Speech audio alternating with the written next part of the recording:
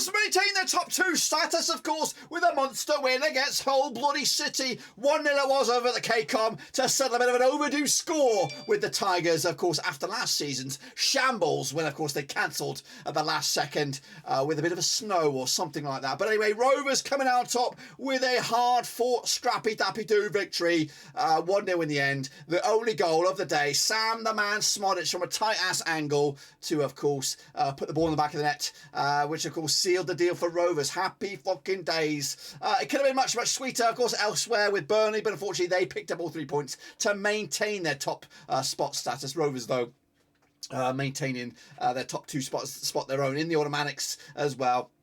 A game, to be honest with you, I'm going to be honest, Rovers, hard fucking work it was. We might not be as good going forward as the stats may be, and of course some may even say that our spot in the league is a little bit fake. Of course, maybe even a little bit fake for other teams down the foot of the table, your West Broms, your Middlesbroughs, but we're there. We won the most games this season. We've done that, of course, consistently now.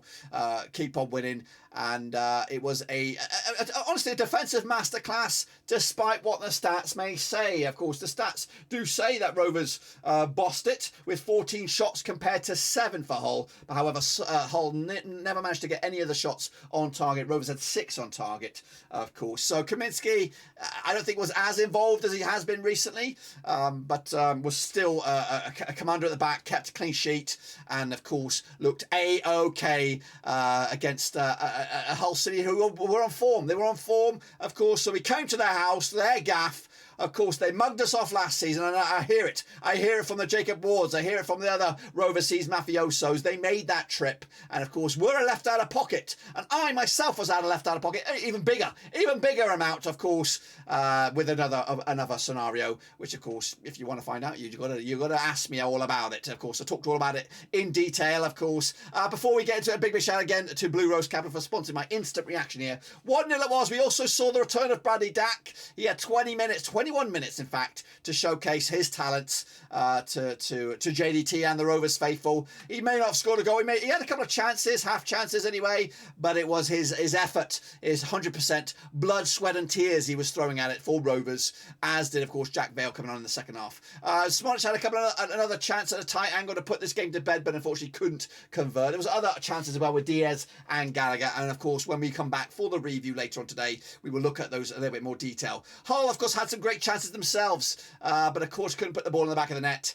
Fortunately for Rovers, we came out on top, of course, and that result has put Rovers in a really good position at the top of the table. We are 3 points clear of QPR, who are in third, 4 points clear of Sheffield United, who are also in fourth. They have a game in hand, of course, and that will come into play the week of the EFL Cup, of course, when Rovers will be taking on West Ham United. But Rovers, of course, monster win. It keeps us in the thick of things. It keeps us in this discussion for a little bit longer, and of course it builds up for what looks to be a mouth-watering East Lancashire derby between Burnley and Rovers, of course, on November the 13th, of course. So that is, of course, to be had, but of course right now your Kaminskis, your Hyams, your Whartons, the guys who played key today at the back, they're the ones who should have an extra hour in bed, of course, or maybe even extra 2 hours in bed after today's performance. They were solid at the back. Ayala came on for a cameo as well. They changed it up to go to a back 5 as well to kind of seal the points. But all in all, tremendous effort. Szmodics slowly but surely chipping away and adding to goals